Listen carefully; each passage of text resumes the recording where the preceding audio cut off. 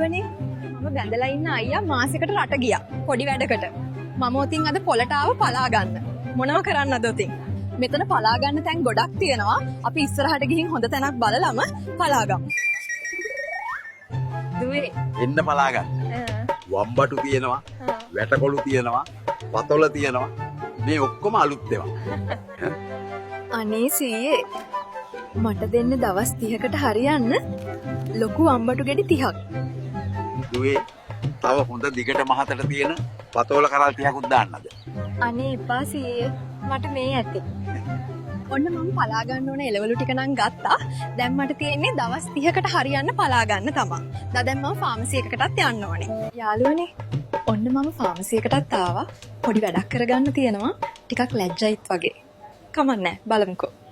අයියේ අඟල් 9 සතුටු පැකට් තියෙනවද? ඔව් තියෙනවා නංගි. මොන පාටින්ද ඕනේ? මට ගන්න නෙමෙයි අයියේ. කවුරු හරි මේ සයිස් එකෙන් ගන්න ආවොත් මට පොඩ්ඩක් කියනවද? හා නංගි. වැඩේ නම් හරි යාළුවනේ. මම ගෙදර ආවා. කෙනෙක් හම්බ වෙනකන් ඉතින් මේක පිහිට තමයි.